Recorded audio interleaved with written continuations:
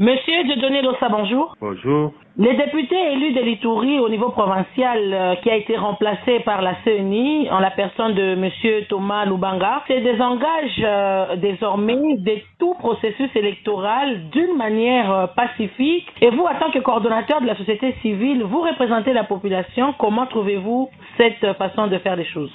La population de l'Ituri a apprécié à son juste titre ces gestes pacifiques qui a démontré le président du parti IPC et candidat proclamé élu par la CENI et après est validé. Pourquoi la population a apprécié ça? Parce que beaucoup déjà pouvaient avoir des quiétudes, étant donné que c'est quelqu'un qui a quand même une popularité à Ville de Bunia et beaucoup déjà imaginaient à ce que lui, il pouvait donner un mot d'ordre qui pouvait aller dans l'autre sens. Mais à son arrivée, il a fait savoir à la population de Bunia que avant même d'être élu par la population, il les a toujours défendus et aujourd'hui, quand bien même il ne sera pas député provincial, pour ce qui est de la campagne de sensibilisation pour la paix, ça ne demande pas nécessairement d'être député, mais tout le monde peut le faire à côté des députés. Ça a beaucoup encouragé les gens parce que la peur que certaines personnes avaient a disparu avec cela. C'est aussi un geste que nous avons encouragé parce que nous devons comprendre que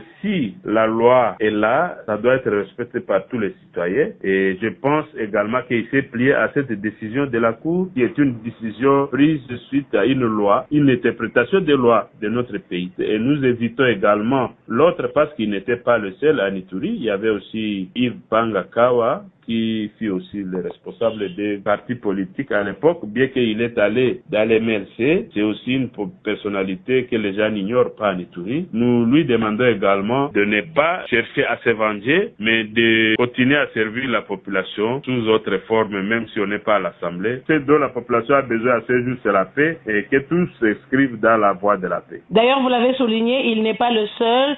Vous pensez que tous deux pourront avoir des ambitions à servir la population étant ex-rebelles? Dans quoi est-ce qu'ils pourront être utiles pour la population? Déjà à l'époque de la rébellion, ils ont également fait quelque chose qui n'était pas totalement mauvaise, bien que c'était sous la rébellion, mais ils n'ont pas fait que des choses mauvaises. Alors, à nos jours, étant donné qu'ils ont encore le souffle de vie, ils connaissent les méfaits de la guerre parce qu'ils ont vécu eux-mêmes cette étape, ils peuvent être de bons conseillers pour l'Assemblée de la jeunesse et bons conseillers pour d'autres couches de la population, dans le sens que si on s'investit par exemple dans la rébellion, ça vous limite d'intervenir dans certaines conditions, comme aujourd'hui la population les avait élus, mais ils ne peuvent pas aller siéger à l'Assemblée. Donc ce sont des choses que les gens peuvent lire déjà à travers eux. Monsieur Dieudonné, faisons d'une pierre deux coups. Quelle est la situation sécuritaire actuelle au niveau de la province de l'Ituri? Il est vrai que la situation sécuritaire demeure précaire. Il y a à peine 48 dans le territoire de Mambasa où les ADF venaient de tuer plusieurs personnes. Et hier le 7, à cause de nouveau, il y a eu affrontement entre une coalition Mai Mai et Wazalendo dans la chefferie de Babila Babombi contre les FARDC. Ça, c'est ce qui s'est passé encore à territoire de Mambasa hier. Mais quand on monte vers Ndjougou,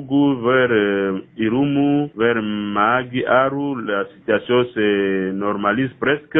Peut-être comme une avancée, tous les groupes armés qui étaient propres à l'Ituri, on le dirait, ont signé des actes de cessation des hostilités. Et nous croyons que c'est une opportunité pour que l'État puisse réellement s'occuper de ces jeunes gens-là, afin qu'ils ne reviennent pas dans le désordre pour déstabiliser la province de l'Ituri, car le moment est venu pour que l'Ituri se reconstruit maintenant. On a beaucoup perdu, nous avons perdu des biens, nous avons perdu des personnes, nous avons perdu nos villages à nos jours. Nous voulons que tous ces villages soient reconstruits. Tous ces gens-là qui restent dans les sites de déplacés, qui reviennent dans leur village, ces enfants de déplacés qui sont aujourd'hui devenus les enfants de la rue à Bunia, qui rentrent chez eux pour reconstruire leur village. Tous ces gens-là qui sont dans les sites de déplacés à nos jours, ce sont eux qui faisaient de l'Ituri grenier du Congo, à l'époque grenier du Zaïre.